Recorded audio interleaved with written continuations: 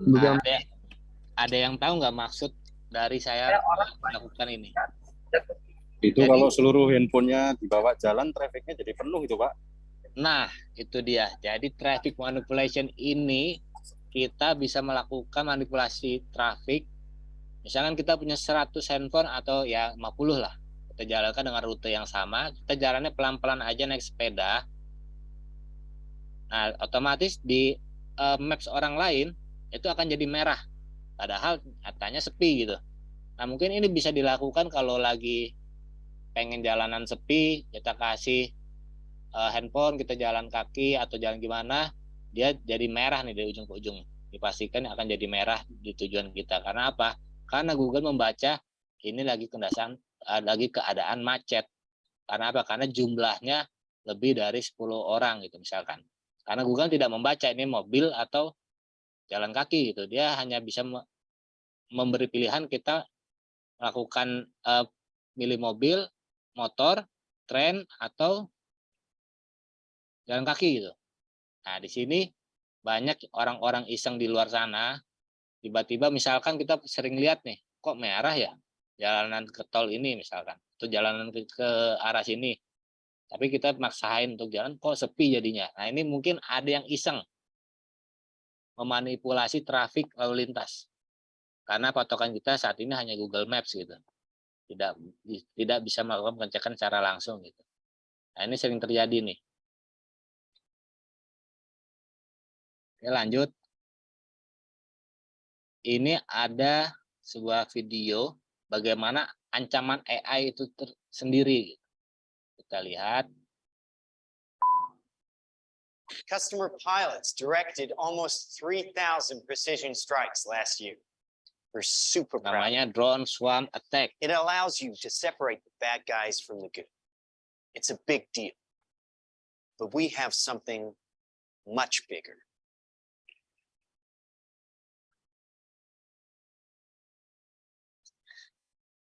Your kids probably have one of these, right? Not quite. Hell of a pilot? No. That skill is all AI. It's flying itself. Its processor can react 100 times faster than a human. The stochastic motion is an anti-sniper feature.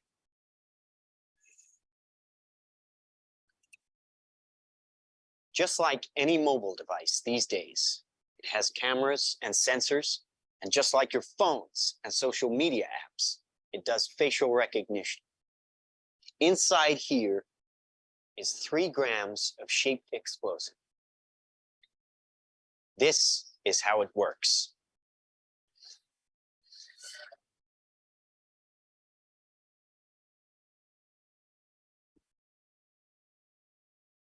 Did you see that?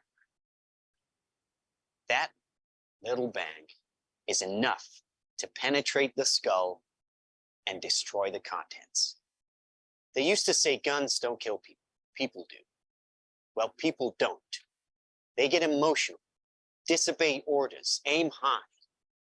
Let's watch the weapons make the decisions. Now, trust me, these were all bad guys. Now that is an airstrike of surgical precision. It's one of a range of products. Trained as a team, they can penetrate buildings, cars, trains, evade people, bullets, pretty much any countermeasure. They cannot be stopped. Now, I said this was big. Why? Because we are thinking big. Watch. A $25 million order now buys this. Enough to kill half a city, the bad half. Nuclear is obsolete. Take out your entire enemy, virtually risk-free. Just characterize him, release the swarm, and rest easy. These are available today. We have a distribution network taking orders from military, law enforcement, and specialist clients. The nation is still recovering from yesterday's incident, which officials are describing as some kind of automated attack, which killed 11 US senators at the Capitol building. They flew in from everywhere but attacked just one side of the aisle. It was chaos. People were screaming. You can see high windows, very small, precisely punctured to gain entry to the building. What did you do for the victim? I just did what I could for him. Things weren't even interested in me. They're just buzzing. Government sources admit the intelligence community has no idea who perpetrated the attack, nor whether it was a state, group, or even a single individual. So if we can't defend ourselves, then we strike back. We are investing very heavily in classified defense projects. We make it our deterrent like our nuclear deterrent. We stockpile in the millions, the billions. At key facilities, the White House, the New York Stock Exchange, Wall Street. Well, we wish we had boots on the ground in every community in this country, but we don't. Ollie? Ollie, oh, hi. Hi, Ollie, honey. How's Edinburgh today? How are all your studies going, huh? Good. Great. Oh, great. Hey, aren't we doing a video call today? I'm kind of with people, so. Oh, well, come on, Oliver, put her on. Oh no, it's not like that. Oh, well, listen, I see some photos here with somebody, and I can see lots of likes, and what's that all about? Oh, shit, here, it's on your mom. She's on the spy stuff. Oke, dari video ini kira-kira ancaman dari AI itu besar apa tidak? Ketika negara lain sudah membangun sebuah pasukan drone untuk melakukan penyerangan, gitu. Atau kira-kira ada yang tahu nggak cara mengantisipasi drone atau cara kerja drone itu seperti apa gitu? Boleh nggak adik-adik mungkin ada yang bisa jawab? Drone itu kerjanya lewat mana sih gitu? Atau ada yang pernah punya drone di rumah masing-masing? Gitu. Sebagian jawaban lewat chatting itu Pak. Oke, chatting ya. Ada yang jawab intruder sinyal. Oke, intruder pengacak sinyal. Betul. Intruder itu dari mengandalkan apa gitu. Misalkan dari elektromagnetik atau seperti apa gitu. Frekuensi, oke. Jadi drone ini bekerja lewat frekuensi. Mungkin saat ini kita belum bisa membuat drone dengan spesifikasi atau teknik kecanggihan seperti ini, tapi kita bisa membuat untuk jamming frekuensi dari drone tersebut gitu. Kebetulan di sini ada ahlinya Bapak Ono Purbo nih, ahli dari radio frekuensi gitu. Jadi saya pun banyak belajar dari Bapak Ono untuk tentang frekuensi gitu. Nah, jadi untuk antisipasinya adalah drone ini hanya bisa di preventif, kita cegah menggunakan intruder pengacak sinyal atau jamming frekuensi dan sebagainya. Tapi dari threat of AI ini ada yang lebih berbahaya daripada serangan drone ini. Customer pilots directed on. Oke, kita lanjut. Misalkan nih, ini ada teknologi deepfakes. I am not Morgan Freeman. What you see is not real. Well, at least in contemporary terms, it is not. What if I were to tell you that I'm not even a human being? Would you believe me? What is your perception of reality? Is it the ability to capture, process, and make sense of the information our senses receive? If you can see, hear, taste, or smell something, does that make it real? Or is it simply the ability to feel? I would like to welcome you to the era of synthetic reality. Now, what do you see?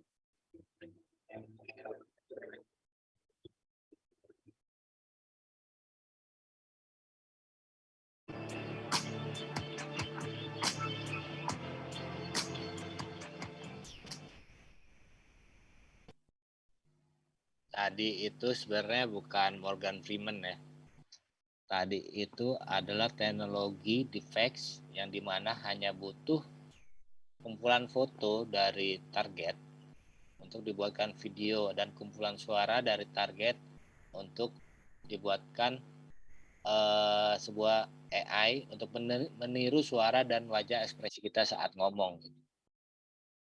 Nah, dari teknologi deepfakes ini kenapa saya bilang ini sangat ngeri, karena zaman sekarang itu banyak, khususnya Indonesia ya, banyak sekali orang yang bilang WhatsApp-nya kena hack dan lain-lain. Padahal setahu saya teknologi WhatsApp itu masih belum bisa ditembus secara langsung, tapi memanfaatkan human error atau dengan teknik social engineering. Nah, social engineering ini untuk saat ini kita masih, attacker itu masih melakukan pencarian informasi terlebih dahulu gitu.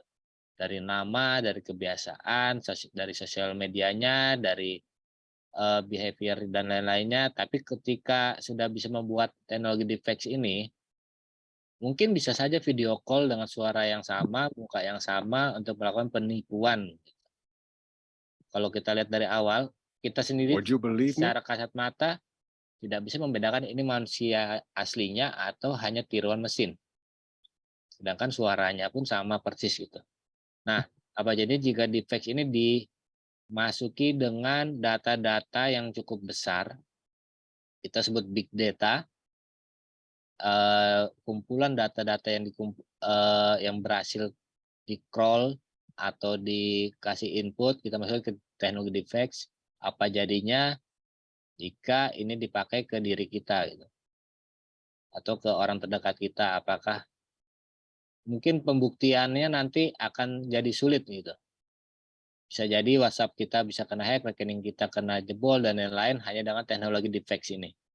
Sedangkan untuk teknologi saat ini bank itu menggunakan eKYC ya, Electronic Know Your Customer, itu bisa video call atau hanya foto selfie gitu. Dan teknologi saat ini sudah melebihi dari teknologi face recognition gitu, adanya deepfake. Nah, di sini peran kita adik-adik ke depannya untuk melakukan riset tentang untuk keamanan siber khususnya di bidang AI. Jadi sampai saat ini masih banyak yang fokus melakukan pengamanan siber di bidang website, jaringan dan lain-lain. Sedangkan untuk pembuatan AI sendiri itu dibutuhkannya penetration testing juga gitu. Nah, untuk materi yang saya sampaikan ini kira-kira ada yang ingin ditanyakan tidak? Boleh dari chat atau gimana? Panitia boleh nanya, Pak? Boleh, Pak. Boleh, Pak. Pak, ini kan semuanya serba elektronik ya semuanya. Iya. Saya pernah ada pertanyaan gitu. Kalau suatu saat semuanya di shutdown, apa yang terjadi, Pak? Ya internetnya, ya frekuensinya, ya mobil listriknya, macam-macam. Nah, kelemahan dari teknologi adalah sumber daya. Sumber daya saat ini masih listrik. Walaupun bahan bakar sudah dikonversi ke energi listrik, itu sebenarnya kan masih sumber daya gitu. Tapi kita pernah terjadi kejadian mati lampu yang hampir 24 jam beberapa tahun yang lalu, itu kan semua jaringan kita mati, pom bensin mati, internet mati, itu kan sama saja serangan yang secara tidak langsung mempengaruhi kebiasaan hidup kita yang biasa menggunakan internet, handphone dan lain. Itu pasti kalau serangan itu terjadi berbulan-bulan atau bertahun-tahun, ya kita kembali seperti nenek moyang kita dulu. Kita tidak menggunakan teknologi sama sekali. Mungkin salah satu pencegahan terbaik ketika sudah perang AI mungkin di tahun-tahun yang akan datang, ya strategi terbaik ya memang mematikan sumber daya seperti itu. Tapi kalau untuk saat ini saya lihat di Indonesia pasti masih cukup jauh lebih aman gitu, karena lampu merah sendiri masih konvensional, masih belum IoT dan sebagainya gitu Pak. Ya, tapi memang kita harus berdaulat di negeri sendiri ya. Ya betul betul. Nah sayangnya memang apa namanya yang di atas sana itu kan apa namanya kita masih nitip ya, nggak tahu kalau BRI itu udah bisa digunakan untuk kedaulatan Indonesia atau belum ya. Cuma yang saya lihat dari face recognition ini yang sangat berbahaya Pak ya. Jadi muka saya diganti Pak Jokowi juga bisa kan? Yang di teknologi deteksi nih bisa Pak, kita bisa buat pidato semau kita, tapi pakai suara dan muka orang lain. Gitu. Itu bisa, apalagi bayangkan jika tersebar di stasiun TV. Sebenarnya presiden kita nggak pernah ngomong seperti ini, tapi gara-gara di hijack secara serangan cyber banyak. Pasti banyak serangan panik yang akan terjadi gitu. Jika stasiun TV atau manapun sudah dibajak oleh penyerang dan disebarkan video-video yang bukan sebagai mestinya kayak gitu.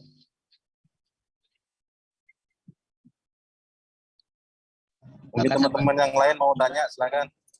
Ya, mungkin teman-teman atau mungkin ingin berhubungan dengan CTF karena mungkin di soal-soal CTF itu kita bisa menerapkan soal-soal yang berbentuk AI dari materi yang saya lampirkan ini.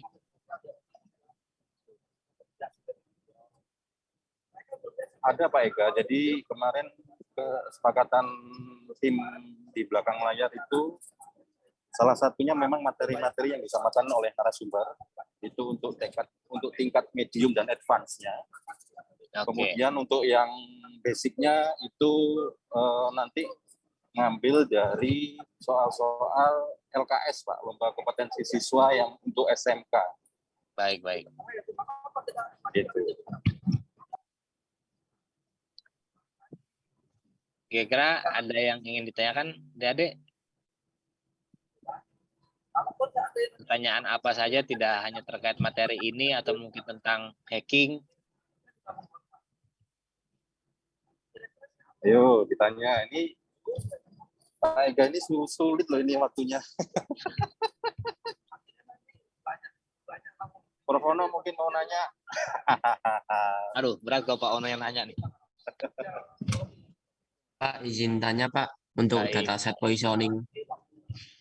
Iya. Untuk dataset poisoning itu dampak yang terjadi di mesin learning model itu apa ya Pak setelah mesin itu diracuni? Oke, dampak yang terjadi adalah mesin akan tetap berjalan secara mestinya ya. Tapi misalkan kita buat machine learning tentang sentimen analitik. Misalkan berita A ini positif. Tiba-tiba kita meracuni dengan misalkan kata-kata baik. Kamu hebat, kamu tampan, kamu cerdas. Kita positioning jadi kata-kata baik itu sebenarnya negatif. Karena harusnya positif ya. Itulah mesin itu jadi membacanya itu kebalik-balik gitu. Harusnya berita ini positif, tiba-tiba jadi negatif. Akhirnya apa? Karena kebanyakan racun yang tidak semestinya, pas kita lihat di prediktifnya itu pasti akan jadi lebih kacau gitu. Jadi misalkan ada yang buat machine learning tentang prediktif skor bola gitu. Kita kumpulkan data dari statistik dari tahun ke tahun tentang Piala Dunia, tentang liga-liga yang lain. Kita buat data setnya, kita prediktif, tiba-tiba diracuni dengan tadinya skor 4-0 jadi 0-0 gitu kan, udah pasti prediktifnya jadi ngaco kayak gitu. Maksud saya seperti itu. Outputnya itu udah pasti kacau gitu. Okay. Itu ada pertanyaan Pak Ega, adakah contoh implementasi AI dalam hacking? Contoh implementasi AI dalam hacking.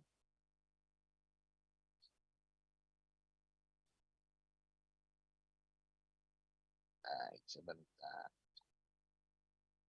Mungkin tadi sambil disiapkan ya Pak, kalau saya tadi melihat dari materi, salah satu bentuk hacking ya tadi itu merubah noise dan sebagainya, terus face recognition itu. Betul. Maka bypass CAPTCHA pun adalah bentuk dari hacking. Oh, CAPTCHA dalam untuk login ya? Iya, itu dengan implementasi AI dalam hacking kita bisa membypass CAPTCHA menggunakan OCR. Itu kan OCR kan termasuk dalam AI. Walaupun library-nya untuk saat ini cukup banyak ya, atau kita bisa membuat sendiri OCR kita itu juga bisa. Misalkan dengan metode your own lookup, YOLO, kita bisa memprediksi juga gitu. Jadi hacking itu tidak hanya sebatas SQL injection ya, DDoS,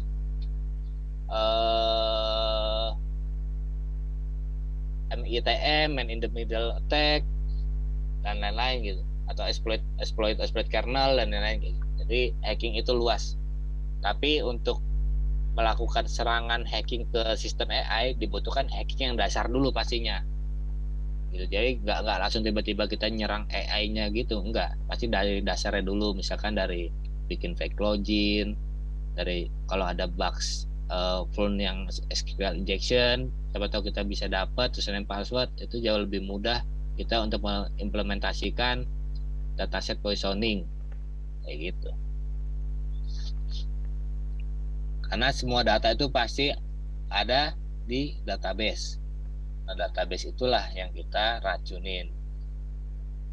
Itu cara masuk database gimana? Ya dengan metode-metode standar, SQL injection dan lain-lain kayak gitu. Oke, untuk Mas Naufal ya, ada pertanyaan lagi?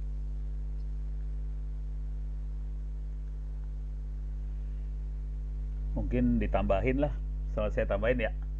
Baik. Itu contoh implementasi AI dalam hacking. Ini ada di kepala saya aja sih. Contoh paling sederhana banget kira-kira gini. Seringkali kalau kita mau brute force, mau menebak password, kita butuh yang namanya word list gitu ya. Jadi kalau pengen nebak mau nyerang username passwordnya sana, kita pakai word list. Nah, yang seru adalah bagaimana caranya bikin word list tadi yang buat nebak tadi. Nah, cara paling gampang kita ngumpulin semua kata-kata, udah gitu kita ngelihat Ono itu kira-kira kata-kata yang cocok sama Ono tuh apa aja gitu. Nah, itu bisa dilihat dengan cara crawling, ngelihat postingannya Ono, ngelihat websitenya Ono, ngelihat Facebooknya Ono, udah gitu dia kumpulin kata-kata yang cocok buat Ono apa, dimasukin dalam word list, dan probabilitas buat jebolnya jadi lebih tinggi gitu. Betul tuh. Saya sepakat tuh dengan Pak Ono tuh. Jadi word list itu memang kalau word list konvensional kita hanya menggunakan bank data dari word list yang sudah tersedia, misalkan standar password ya, 1234 atau lain-lain gitu. Tapi ketika menggunakan AI, kita bisa menggunakan word list yang tidak cukup banyak sehingga jumlah row-nya itu sedikit tapi efektif. Sedangkan jadi lebih cepat firewall kita saat ini kan canggih-canggih tuh. Dia berapa kali percobaan diblok. Sedangkan dengan word list yang menggunakan AI mungkin hanya beberapa kali bisa masuk mungkin. Kalau dataset kita benar gitu. Yang seru bikin dataset. Ini ada pertanyaan lagi tuh Pak Ega, adakah solusinya anti AI? Anti AI nya gimana tuh? Anti AI tadi mungkin anti AI banget ya. Matiin listrik itu anti AI banget ya. Nah, tapi kan nggak seperti itu. Anti AI ini ya bagaimana caranya kita membuat produk misalkan AI-nya itu tentang behavior analisis gitu, consumer behavior gitu. Anti AI-nya gimana? Kita poisoning datanya. Jadi poisoning data itu tidak hanya dari kita harus meretas datasetnya gitu. Misalkan ini kan dibaca oleh algoritma produk masing-masing ya. Tapi ketika kita tidak memberikan kebiasaan kita yang sebenarnya, apakah prediksi mereka tepat atau tidak. Misalkan kita, atau mungkin kita tidak sama sekali menggunakan produk mereka, itu mungkin bisa disebut anti AI. Tapi kalau bisa dijelasin AI-nya yang di bidang mana nih? Apakah semua AI atau gimana nih? Untuk Mas Eri.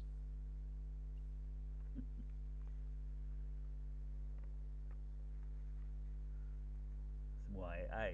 Semua AI. Wow. Anti AI, semua AI. Oke, AI ini antinya adalah dari kesadaran kita masing-masing gitu. Kita saat ini masih sering memberikan postingan di Instagram, di TikTok, di Facebook, Twitter tentang kebiasaan kita. Tapi ketika kita hanya sebagai pasif, kita hanya melihat, itu data-data kita hanya sedikit yang bisa dipelajari oleh AI tersebut. Jadi AI itu makin pintar sebenarnya bukan gara-gara si pembuat AI-nya jago, gara-gara kita ngelatih terus.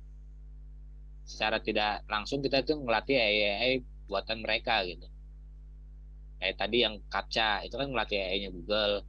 Terus kita sering ngupload foto-foto muka-muka teman kita, terus Facebook suruh nge-tag orangnya siapa, itu kan kita ngelatih juga gitu.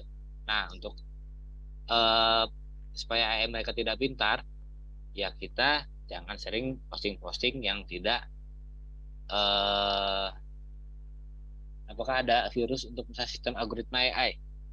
Virus AI menggunakan operating system. Otomatis operating system itu berjalan dengan sebagaimana mestinya, sama dengan OS kita, misalkan Windows, Linux, dan lain-lain.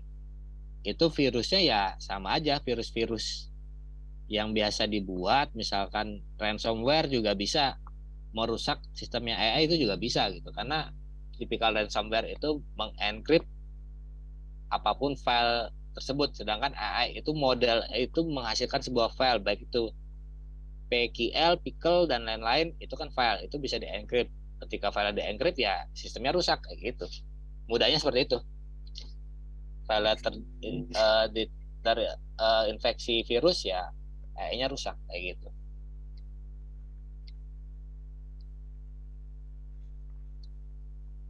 Wah, tuh ada yang nanya chat GPT. Chat GPT ini yang bisa ini ya, yang balas-balas itu ya. Proses pengambilan datanya kayak gimana ya? Chat GPT, jadi chatbot ya. Chatbot yang kita nanya apa, dia rada-rada inilah, rada-rada pinter lah ya. Balasnya sesuai dengan apa yang kita tulis gitu. Jadi chat GPT ini ngambil data dari mana? Kalau berbicara data tentang sering belanja online kan ya? Nah, itu datanya juga bisa sebagai untuk data makanannya si AI. Sering ngirim barang, itu juga bisa. Sering update di Twitter atau di Facebook, itu juga bisa si AI itu untuk mempelajari tentang kebiasaan atau cara berkomunikasi atau berinteraksi dengan manusia, kayak gitu. Bidang paling dicari 2023 mendatang. Kalau saya lihat ya, mungkin Pak Ono lebih paham ya. Kalau saya lihat sih masih ke data engineering dan data science gitu. Kalau 2023 nih. Tapi lebih dicari lagi seorang pentester yang sudah bisa membuat produk AI, itu lebih dicari lagi. Itu jarang tuh, namanya Pak Ega. Gitu. Tapi untuk 2023 sekarang ini trennya itu saya lihat tidak hanya lulusan ilmu komputer ya, sistem informasi, bahkan banyak orang yang di luar jurusan tersebut ingin belajar tentang coding gitu, belajar tentang hacking, itu banyak dari dulu gitu. Jadi jangan takut, apapun jurusannya pasti Anda akan ujung-ujungnya ke teknologi lagi. Apakah AI dapat menyebarkan virus? AI dapat menyebarkan virus? Dapat Kalau banget. saya bilang bisa. Kalau saya bilang bisa. AI yang dirancang untuk melakukan penyerangan secara otomatis itu bisa menyebarkan virus. Misalkan dirancang, misalkan dia nyeken seluruh IP address sedunia, cari port SMB yang masih Windows versi bajakan, diupload lah satu-satu ke IP tersebut, gitu. Atau dia nyari port yang ada mikrotiknya masih ada, yang masih exploitable di tahun-tahun misalkan 2018 gitu, belum diupdate, itu diretas di username passwordnya, baru AI itu mengirimkan atau mencari lagi port-port Windows, biasanya Windows sih yang diserang ya, baru disebarkan virusnya. Jadi kayak ransomware, kayak lain-lain itu nyerang lewat port SMB gitu. Kalau port SMB itu bahasa ininya port printer kali ya, khususnya Windows bajakan tuh sering gitu. Kira apakah bisa Python jalan di PCB? Bisa. PCB itu PCB elektronik maksudnya gimana sih? Python PCB mungkin microcontroller apa gimana ya, Mas Livio? Oh, mungkin microcontroller ya. Iya, jadi kalau microcontroller kayak Arduino kita mainnya bahasa C. Kalau Raspberry bisa Python karena Raspberry kita install operating system gitu.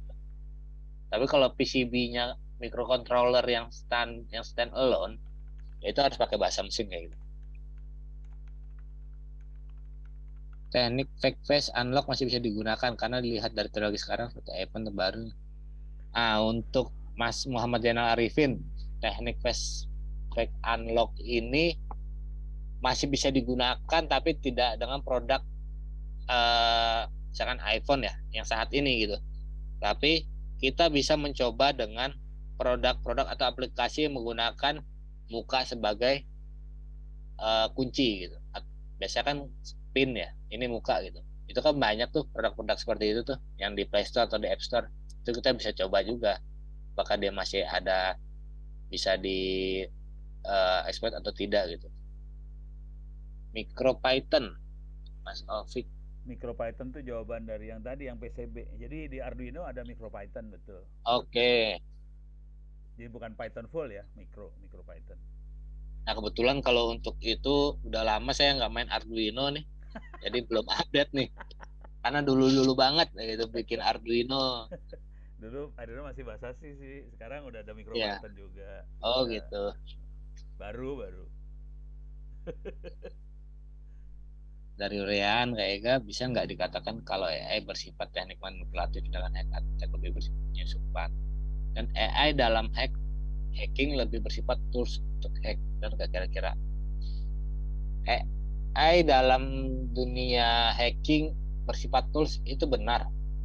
Kita memanfaatkan AI untuk apa? Untuk meringkas waktu pencarian informasi terhadap target, information gathering.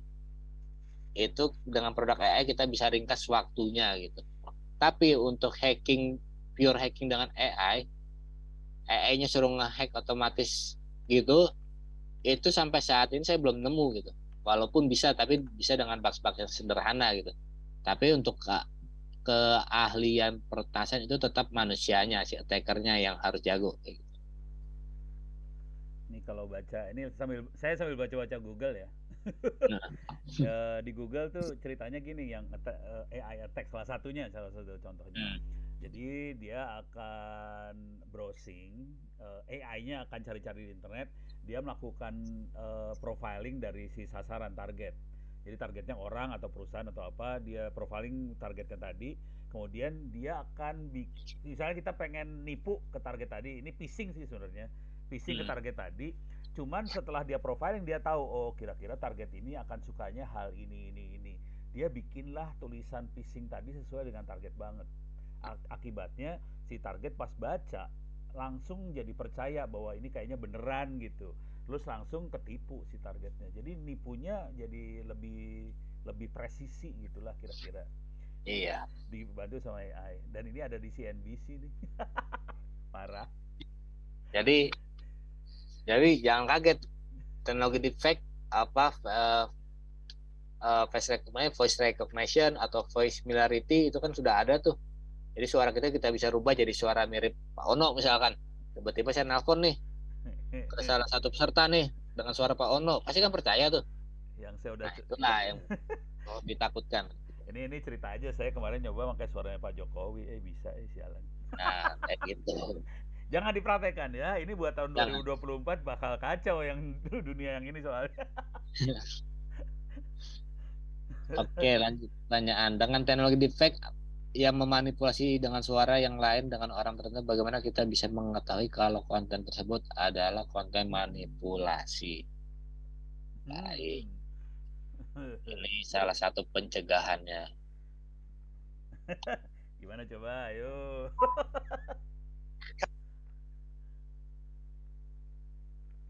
Kalau kita lihat video ini, I am not Morgan Freeman. And what you jadi kalau kita analisa bahkan di filter-filter Instagram, TikTok pun kita bisa merubah wajah kan.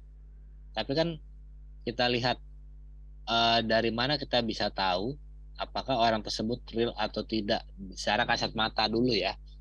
Beda lagi dengan teknologi forensik gitu, digital forensik itu mungkin ada ilmunya itu, ada yang lebih ahli lagi itu pasti bisa dibuktikan bahwa ini video editan atau tidak kayak gitu.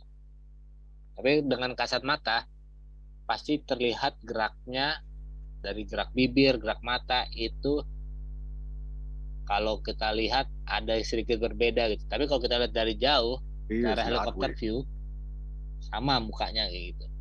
Tapi kalau kita lebih zoom lagi kita lihat pasti dari gerak mata dan atau gerak pipinya itu pasti ada yang sedikit janggal gitu. Kalau dari suara pasti omongannya itu yang pertama, ini teknologi saat ini ya, omongannya itu lebih tertata. Jadi nadanya itu hampir-hampir frekuensi suara itu hampir-hampir datar gitu. Jadi nggak ada tinggi, rendah, nggak ada ekspresinya kayak gitu. I am not Morgan Freeman. Itu. Oke, ada lagi dari Mas Lipio, kalau ingin membuat suatu barang dengan dasar AI yang terus dalam bahasa Python harus dijual kembali barang hardware apa yang dibutuhkan lagi kalau dapat untung murah tapi dapat diisi AI buatan. Ini gimana ya? Kalau ingin membuat suatu barang dengan dasar AI yang ditulis dalam bahasa Python harus dijual kembali barang atau hardware apa yang dibutuhkan agar kalau dijual dapat untung. Contohnya membuat deteksi lampu merah yang dipasang di helm.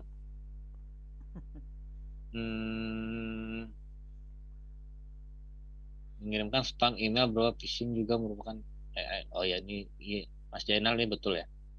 AI bisa mengirimkan spam phishing yang si attacker nggak perlu capek-capek ngarang kalimat atau cerita. Ini dengan AI kita bisa langsung membuat format kata-kata yang hampir sama dengan kata-kata aslinya gitu kalau untuk phishing ya. Nah, ini yang Mas Livio ini bisa dijual dapat untung. Kalau jualan pasti dapat untung sih. Kalau nggak dapat untung namanya kita ngasih biasanya. Mungkin yang sederhana mah ini sederhana banget ya. Yang sederhana banget yang sering kita lihat itu sih di parkiran tuh. Jadi parkir itu kan dia ada kamera buat ngelihat nomor. Sebetulnya itu dalamnya AI, itu bukan pattern recognition doang, itu AI sih dalamnya. Iya. Jadi tapi itu digabungkan sama hardware ya, jadi bukan hanya software doang gitu. Jadi kita bisa pakai kayak gituan lah kira-kira. Tapi kalau saran saya kalau di dunia industri ingin membuat produk AI hardware yang ada AI-nya, kalau bisa codingannya jangan pakai bahasa Python, kalau bisa pakai bahasa C atau C++ atau gitu. Karena Python masih bisa kita buka source code-nya. Gitu. Kalau memang itu USP-nya, unique selling point-nya itu di situ gitu. Jadi model-model yang kita buat itu kalau bisa kita pakai bahasa yang memang bahasa mesin asli gitu. Jadi kalau kita pakai bahasa Python, dia bongkar atau dia reverse engineering, dia bisa tahu codingan kita gitu. Ntar dibikin lah anti AI itu bisa juga tuh. Kalau yang agak ekstrim-ekstrim dikit tuh bangsanya buat ini sih absensi, tapi pakai face recognition lah, pakai itu kan semuanya seringkali kita pada tahapan ini ya, tahapan cuman image recognition, jadi gambar dilihat. Tapi kalau yang lebih ahli dia akan pakai AI sih sebenarnya, bukan cuma sekedar apa image recognition aja. Itu kayak absen atau apa kayak gitu. Jadi dia ngelihat muka paling seru tuh. Jadi kalau yang standar itu kita bikin image recognition baru ke face gitu. Iya. Cuma Terus bayangkan tapi kalau dia bisa tahu kita mukanya digeser dikit, dia tetap bisa tahu. Nah, itu AI itu kalau udah mukanya geser-geser tuh. Kalau image recognition dia mukanya harus persis pas gitu. Kalau ini contoh yang paling kerasa mah itilang lah. Kerasa tuh. AI banget tuh itilang tuh. Nggak tahu di daerah timur ada itilang nggak? Yang pasti di Jakarta istri saya udah kena 3 kali. Mungkin bisa saya sarankan Pak, Bapak ngeprint metode ini saya belum uji coba juga ya. Adversarial attack nih Pak. Hanya kasih noise aja ke gambarnya, itu pasti kacau-kacau ntar ini. Gimana cara ngasih noise ya, kameranya ada di atas. Plat nomornya di printkan noise. Ini ada pertanyaan lagi nih, seru nih. Apakah semacam sistem firewall untuk pencegahan AI jika kita berada di tahun 2060? Nah, loh. 60. Aduh, itu 40 tahunan lagi. Saya terus terang ya, kalau lihat teknologi saat ini, kemungkinan besar ada. Kembangan teknologi saat ini kan pesat tuh, dari kita sebelum ada deepfake, dulu masih zaman-zaman face recognition, tiba-tiba sekarang ada deepfake hanya dalam kurun waktu tidak lebih dari 10 tahun. Kita bisa mengubah suara, ya kemungkinan sih ada ya. Kalau memang si AI ini dibuat untuk kejahatan siber, pasti nanti ada namanya pabrikan yang membuat pencegahan dengan firewall untuk AI-nya gitu. AI-nya pasti ada. Ini yang udah kejadian nih, bukan firewall sih.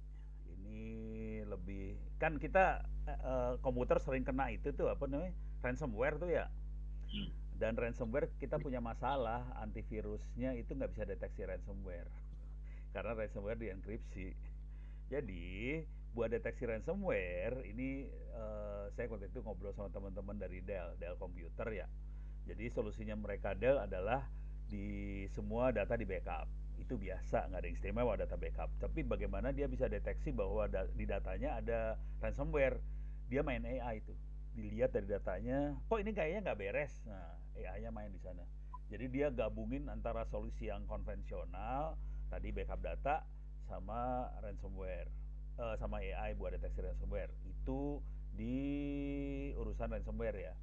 Nah, yang lebih seru lagi sekarang adalah ini bukan ke arah attack ya, lebih ke arah ini ya, cyber security, pertahanan sih sebenarnya, lebih ke arah blue team lah, bukan red team. Ini sekarang blue team ngomongnya. Jadi di blue teamnya sendiri, karena banyak serangan itu dienkripsi, blue team pusing kepala nih, karena serangannya dienkripsi. Jadi sekarang banyak riset S2, S3, jadi bukan level SMA, SMK ya, bukan, minta maaf.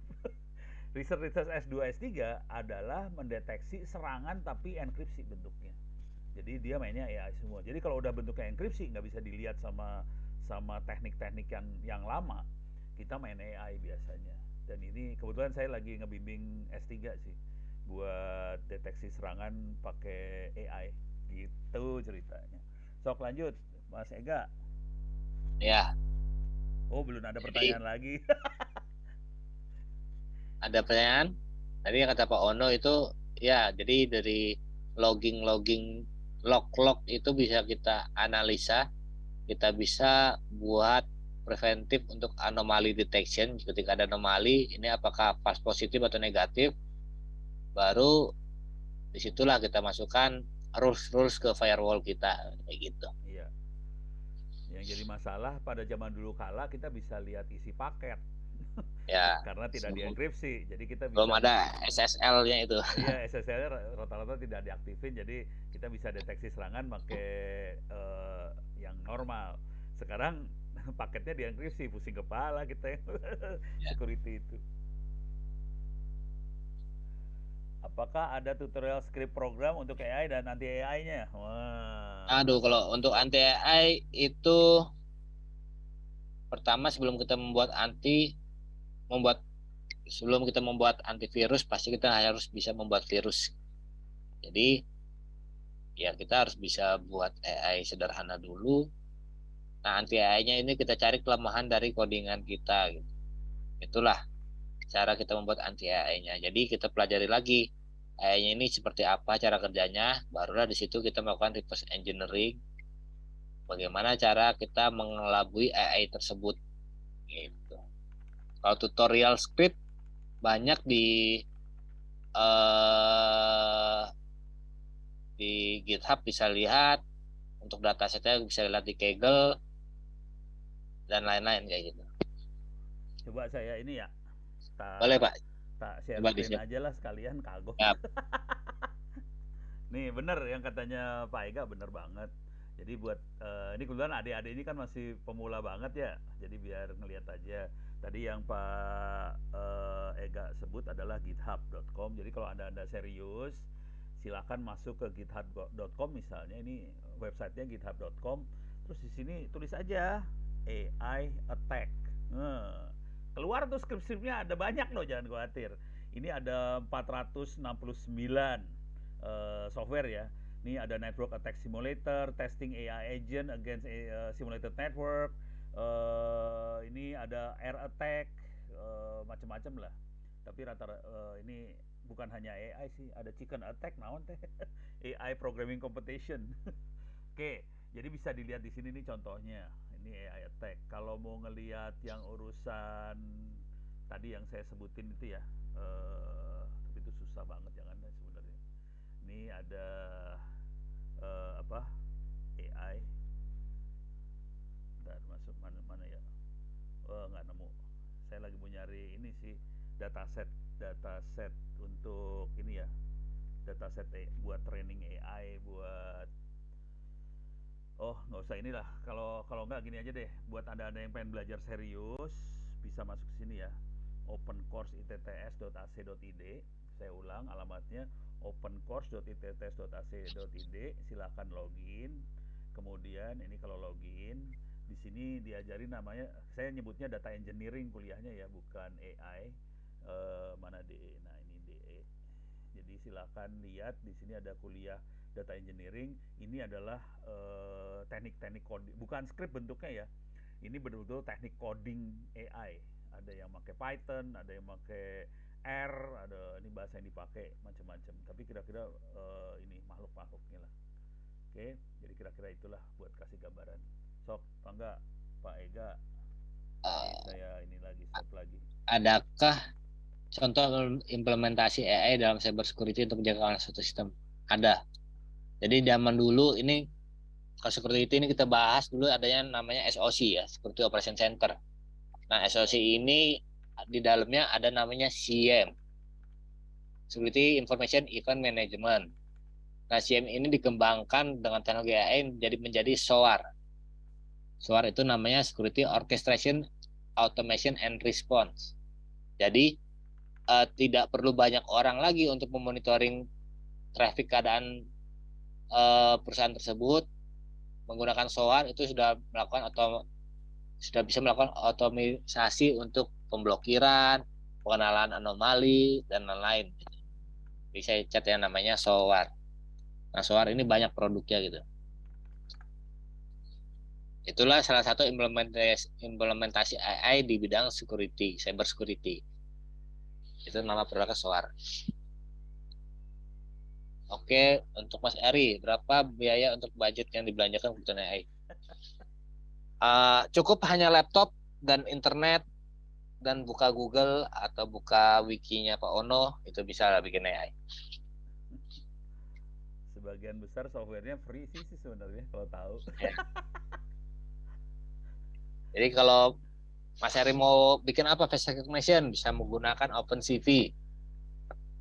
Mau bikin plate recognition, OpenCV juga.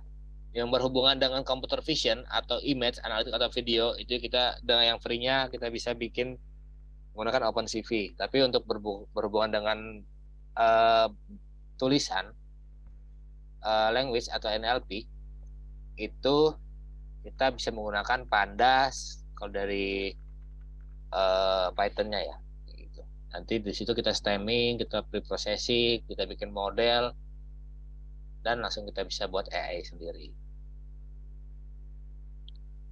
Saran project AI yang bagus, tapi belum diterapkan oleh masyarakat untuk membantu manusia. Nah, mungkin Pak Ono nih bisa saran nih Pak. Apa? Dari Livio. Saran project AI yang bagus tapi belum diterapkan oleh masyarakat untuk membantu manusia. Oh, waduh banyak banget ya. Stres saya. Ini contoh aja, contoh paling sederhana banget ya, contoh sederhana aja ya. Ini saya share screen lah. Ini contoh-contoh sederhana aja. Karena kita adalah, ini saya contoh real ya, contoh real aja ya. Saya masuk ke satu Indonesia Award nih. Mudah-mudahan kelihatan ya. Satu Indonesia Award adalah award penghargaan yang diberikan pada orang Indonesia yang umurnya di bawah 35 tahun. Jadi masih muda, di bawah 35 tahun, tapi sangat inspiratif gitu ya. Saya akan kasih lihat contoh awardnya. Ini kalau nggak salah tahun 2019 atau tahun 2020 nih awardnya dikasih. Kemudian ini namanya Yoga, orangnya namanya Yoga. Dia itu bisa, coba nih bentar, nih awardnya ya. Ini jurinya ada Bu Nila Muluk, ada Pak Emil Salim, ada Pak Fasli, ada Bu Puni, ada Ono, ada yang bikin salah fokus lah satu orang ini ya. Terus tahun 2019, nah bukan 19 berarti salah saya. Tahun 2020, nih ada ini yang saya paling suka nih dia. Yoga tuh keren banget ya karyanya. Nah ini Yoga, pelacak ikan berbasis navigasi. Cara berpikirnya gini. Jadi dia bikin aplikasi untuk nelayan di Bali supaya kan selama ini kalau nelayan turun ke laut dia harus ngabisin bensin buat nyari ikan. Bayangkan kalau dia dengan aplikasi dia langsung tahu ikan ada di mana, gitu ya. Nah ini dibikin sama Yoga. Aplikasinya bisa Anda download dari sini Play Store, Play google.com. Kata kuncinya adalah Fisgo. Fisgo. Oke. Nih. Nah, kok ada offline-nya sih? Fisgo. Oke. Jadi kata kuncinya Fisgo, ini bisa diambil, bentar nih dia Fisgo. Ini aplikasinya buat nelayan. Jadi nelayan kalau turun ke laut dia bisa langsung dapat ikannya ada di mana. Nah, ini mainnya AI banget. AI-nya dapat dari mana dia? Dia ngambil dari data-data dari satelit cuaca sih. NOAA. Oke. Sea Surface Temperature misalnya. Jadi NOAA itu adalah BMKG-nya Amerika dan dia mencatat suhu laut selama bertahun-tahun dan bisa diambil gratis. Akhirnya Yoga itu ngambil data ini karena free gratis. Kemudian dia bisa bikin aplikasi buat menebak ikannya ada di mana, ikan tuna ada di mana dan sebagainya. Cara yang sama juga dipakai sama teman-teman di yang tambak udang segala macam untuk ngatur suhu sama makanan udang supaya udangnya bagus semua. Jadi ini banyak sekali dipakai di Indonesia sekarang si AI. Cuman orang kadang-kadang nggak tahu bahwa kita cukup canggih negara kita gitu. Karena negara kita adalah negara pertanian, kepulauan dan sebagainya. Jadi banyaknya di arah situ sih, ikan, pertanian dan sebagainya. Jadi kita banyak pakai di situ sih. Jadi kita bukannya yang make buatan luar aja, kita juga bisa bikin. Kira-kira gitu, Pak Ega, silahkan, Mangga. Oke. Lanjut, tadi ini udah. Mas Eri ini maksudnya kebutuhan AI yang sudah integrasi baik cloud. Biayanya itu kan tergantung sizing ya. Misalkan memakai GPU, karena AI itu yang AI untuk analytics yang bisa untuk membuat model AI yang bagus itu membutuhkan komputer yang tidak menggunakan CPU tapi menggunakan GPU gitu, jadi pakai graphic card. Nah itu kalau di cloud itu tergantung sizingnya mau berapa core-nya, itu bisa kita lihat di misalkan di Alibaba atau di Amazon atau di Google Cloud-nya kayak gitu untuk biayanya. Apakah AI bisa mendeteksi file Excel yang di-convert menggunakan crypter ke bentuk JPEG atau PNG? AI itu tergantung lagi. Kalau jadi kita menganalogikan AI itu seperti anak kecil yang belum bisa apa-apa. Misalkan dia belum bisa ngomong, kita ajarin ngomong. Dia belum bisa baca, kita ajari baca. Itu pun cara untuk mendeteksi hal-hal yang kita inginkan secara otomatis gitu. Nah itu bisa aja gitu kalau untuk mendeteksi file yang sudah di-convert pakai crypter dan lain-lain ke bentuk file extension yang lain gitu. Itu bisa aja gitu. Karena standarnya bentuk JPEG atau PNG itu kalau kita lihat headernya itu pasti formatnya bisa kita lihat tuh. Dia menggunakan apa. Jadi AI-nya itu harus pertama-tama harus bisa membaca pertama ya mungkin saran saya membaca S-nya, membaca headernya dan lain-lainnya gitu. Baru itu AI-nya bisa secara otomatis untuk membaca file tersebut gitu. Aku nambahin dikit nih tentang belajar AI. Ada yang gratis sih sebenarnya, nggak semuanya harus bayar. Coba masuk ke web seperti tensorflow.org, itu belakangnya Google sih. TensorFlow adalah engine untuk AI yang dibuat oleh Google dan dia kasih free. Jadi kalau kita masuk ke tensorflow.org itu kita bisa belajar AI pakai TensorFlow dan free sih, kira-kira kayak gitu. Jadi kadang-kadang nggak harus bayar gituan sih, aduh jangan selalu bayar deh. Ya bahkan untuk standar sih kita bisa pakai PC kita masing-masing bisa, cuma memang rada lama untuk processing pembuatan model gitu. Ya, Mas Eri lagi nih. Iya kalau pakai yang Google kan kita bisa lemparin ada juga yang gratis processingnya ke Google. Iya, ada yang gratis juga di Google kan, tapi Iya. ada hitungannya waktu gitu sehari, itu kan lumayan tuh. Iya. Jangan kita pas Eri lagi nih infrastruktur AI itu berapa yang harus dianggarkan dalam membangun sistem keamanan berbasis AI. Aduh kalau anggaran saya nggak kurang paham juga soalnya nih. Cari yang gratis aja dah. Kebanyakan open source itu bisa kita modifikasi sesuai keinginan kita, jadi bisa terlihat lebih mahal dari produk aslinya. Intinya sih itu. Saya buka rahasia dikit ya boleh ya. Soal harga nih, soal harga.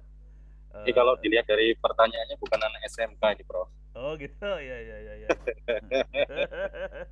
Ya itu, ini saya buka rahasia dikit lah buat harga. Itu mesin buat cek situs-situs porno itu harganya mendekati ya pokoknya ordernya miliar lah. Jadi itu tapi bukan 1-2 miliar ya, mendekati sampai belasan lah kira-kira kayak gitu. Jadi kalau harga bisa sampai segitu kalau Anda mau sih. Ini ada pertanyaan lagi nih. AI sama dengan bot yang dibuat dengan ini apa sih? AI sama dengan bot yang dibuat dengan Mas Ega lah, Mas Ega silakan. AI sama dengan bot yang dibuat dengan bahasa pemrograman. Ya betul. Itu mungkin jawabannya kayak itu ya. Oh, seperti aplikasi web converter. Web converter maksudnya yang mana ya? Ada contohnya nggak? Atau dari YouTube ke video MP4 kayak gitu atau gimana? Mas Jenal Arifin, bisa dicontohkan contoh web converter seperti apa? Ini ada pertanyaan dari Mas Pratama. tool dan bahasa coding yang sering digunakan untuk buat AI apa Pak? Gitu. Toolsnya pertama adalah Visual Code Editor. Yang pertama ya. Yang kedua bahasa pemrograman yang sering dipakai sudah pasti nomor 1 Python karena library-nya yang open source banyak. Yang kedua Java, yang paling expert ya menggunakan C++ gitu. Horor yang sih. Tapi kalau kita menggunakan bahasa C, kita bisa melakukan redash ke memorinya. Jadi kita nggak sampai memorinya over gitu. Itu kita bisa setting sendiri. Nah, ini Mas Zainal ada misalkan web converternya mungkin yang YouTube converter atau gimana, atau download Instagram atau gimana maksudnya? Oke, yang seperti itu. Kalau YouTube downloader itu sebenarnya bukan AI ya. Kalau kategori AI ya, dia lebih jadi kalau Mas buka youtube.com, buka inspect element, itu ada tab network, itu kelihatan tuh sumber videonya dari mana. Itulah yang diambil dan dikonvert jadi file extension berupa MP4 atau MP3 kayak gitu. Tapi kalau YouTube, teknologi YouTube yang ada AI-nya itu misalkan dari dialog kita di convert jadi subtitles, itu penggunaan AI. Voice to text itu menggunakan AI. JPEG to PNG, PDF to doc Itu bukan AI kayaknya deh. itu bukan AI kalau yang itu. AI itu lebih ke hal-hal yang bisa dilakukan manusia tapi secara otomisasi gitu. Kayak pengenalan wajah, manusia bisa mengenali wajah. Tapi ketika misalkan Mas Jainal baru ngeliat saya pertama kali, terus tiba-tiba 3 bulan lagi ketemu saya, mungkin tidak mengenali saya karena hanya melihat satu frame wajah saya saja di tampak depan. Sedangkan untuk membuat face recognition, kita butuh keliling hampir 180 derajat. Bagaimana sih bentuk wajah saya dari tampak samping, atas, bawah, depan, dan belakang. Itu baru yang disebut AI kayak gitu.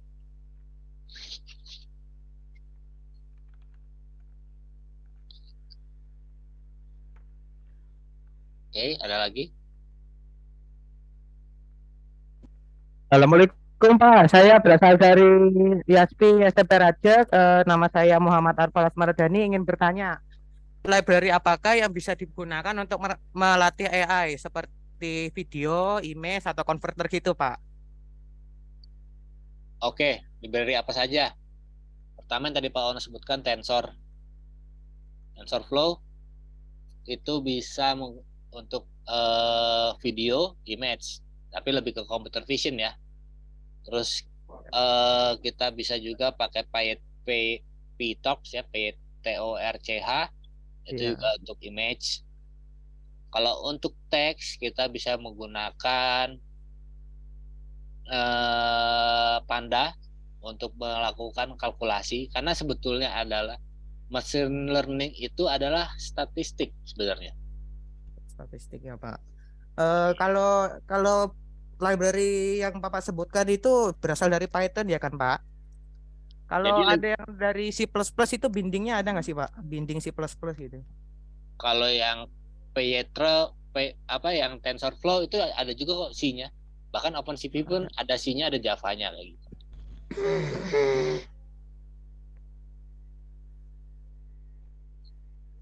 Oke, ada lagi? Ada tuh. Mas Livio. Pak Ono, saya minta flash disknya boleh nggak Pak? Boleh. Flash disk apa nih? Hard disk, flash disk. Hard disk. Boleh. Boleh. Kirim. Saya sedang membuat deteksi orang lewat kira-kira cara jika orang lewat notifikasi akan dikirim ke kita. Admin dapat info juga. Saya dapat tugas dari guru saya untuk memanfaatkan AI dan IoT.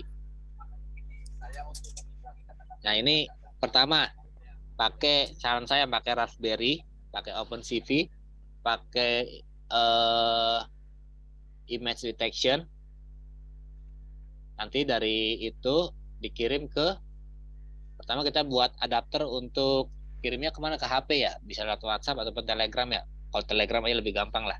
Kita bikin bot Telegram untuk kirim info tersebut dan fotonya ke handphone kita, itu bisa.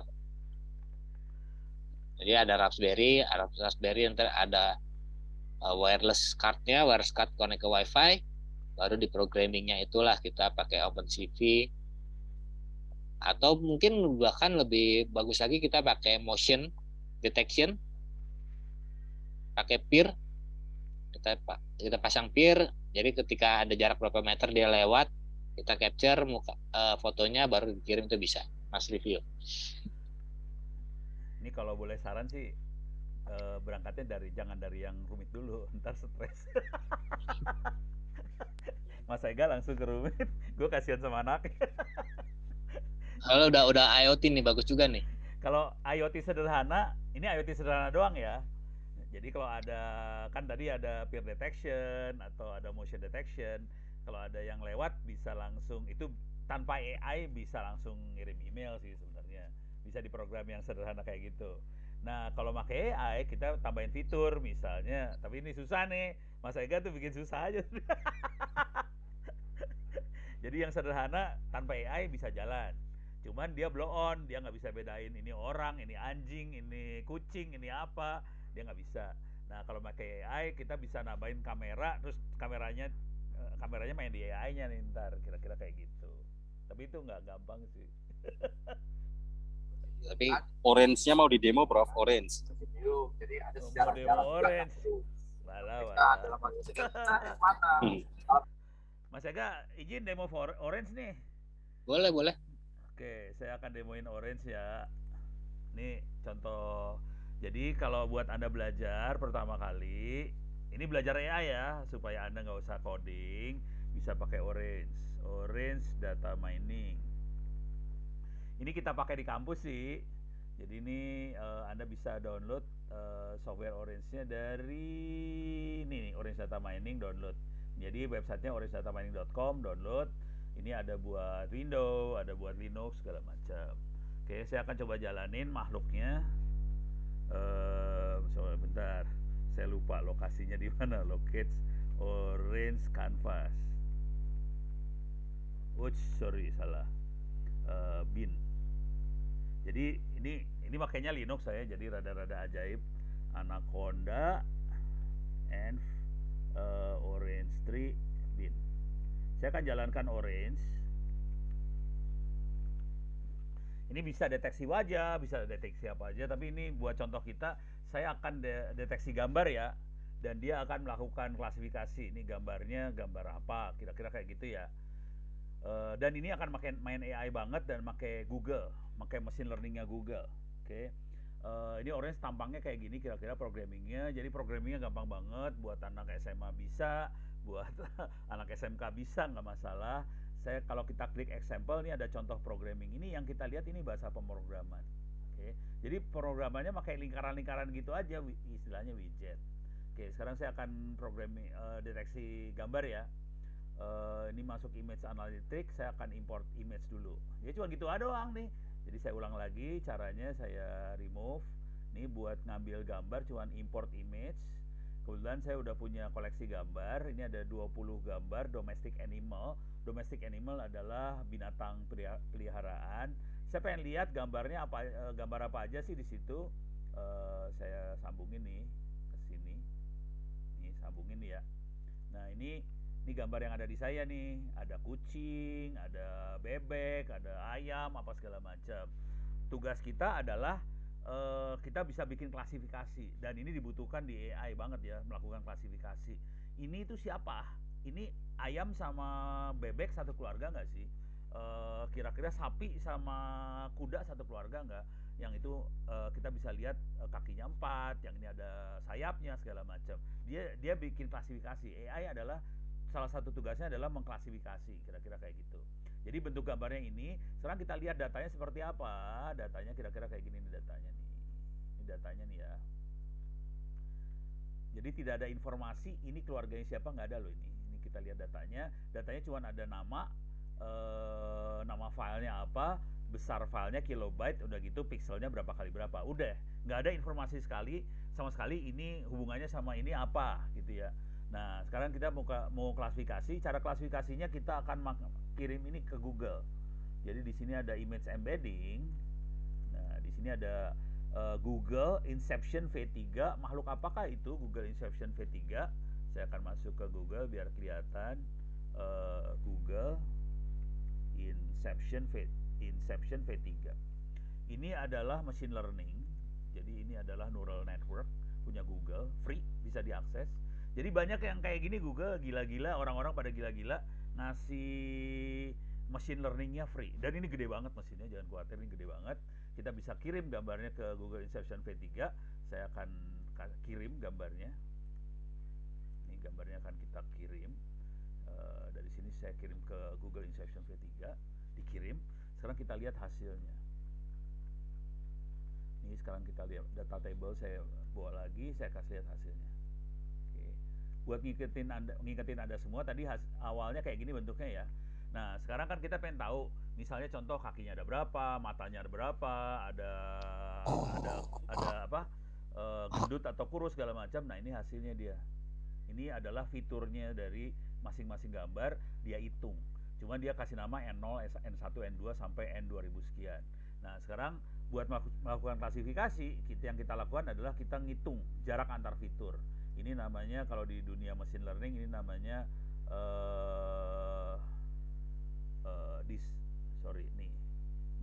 ngitung jarak ya, distance. Kita ini unsupervised learning, kita hitung jarak. Nah, udah gitu kita bisa mengkelompokkan cluster. Ini programming cuma gini doang. Di belakangnya dia Python sih sebenarnya. Oke. Nah, sekarang supaya enak melihatnya, saya akan image viewer. Saya keluarin lagi di situ. Oke. Nah, ini clusternya kayak gini. Nah, ini image viewernya kayak gini. Sekarang saya akan hubungkan antara cluster dengan image viewer. Ini cluster, sebelah sana image viewernya. Bentar, ini saya tarik ke sini, ini tarik ke sini biar kelihatannya lebih enak. Oke. Nah, misalnya, ini kelihatan, kalau kita pilih ini kelihatan ini satu kelompok nih. Sama-sama burung-burungan, kelihatan. Ini kelihatan satu burung-burungan lagi, ini kelompok burung-burungan semua, kelihatan. Oke. Yang ini adalah kelompok yang kuda-kudaan, di sini adalah kelompok yang sapi-sapian, yang ini kelompok kaki 4, di sini kelompok burung-burungan semua. Ini ada yang salah satu, dia pikir burung ini. Jadi AI bisa salah, nih contoh kalau ya yang salah. Itu kira-kira kayak gini sih. Programmingnya cuman kalau kita perhatiin cara programming AI seperti kayak tadi ceritanya cuman ini saya buang-buangin yang nggak dibutuhin ya. Jadi cuman programmingnya cuman gini doang sih. Intinya sih cuman ngambil data, terus dia bikin model, kemudian melakukan clustering. Oke. Ini clustering udah visualisasi ya. Terus visualisasi. Jadi terakhir visualisasi. Jadi data, modeling, visualisasi. Itu AI cuma kayak gitu doang. Dan ini programnya kayak gini doang udah. Itu ceritanya. Oke. Mudah-mudahan kebayang. Saya kembalikan pada Mas Ega. Silakan Mas Ega. Kata Mas Faris nih, udah dan saya gimana Pak gitu kan. Jadi yang tadi ada kesalahan AI itu sebenarnya dari processingnya itu sudah benar, cuman datasetnya mungkin kurang. Jadi AI itu benar-benar butuh banyak data untuk bisa mengklasifikasi secara akurat kayak gitu. Iya betul. Jadi tingkat presisinya akan makin bagus kalau datanya makin banyak. Makanya kita butuh yang namanya big data. Jadi untuk main AI kita mainnya big data sih sebenarnya. Tadi datanya cuma dikit sih soalnya. Cuma buat mainan doang. Kayak gitu. Mungkin tadi contoh Orange kayak kalau pengen belajar tentang teknik AI gitu. Dari sana juga bisa, kalau belum bisa programming untuk AI-nya. Iyalah, buat kalau anak SMA SMK mah nggak usah sampai programming parah-parah, nggak usah lah. Yang lucu-lucu aja kita mainnya.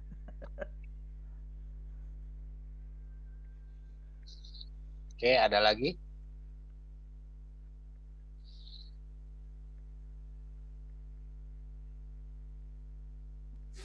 Kayaknya cukup Mas Ega.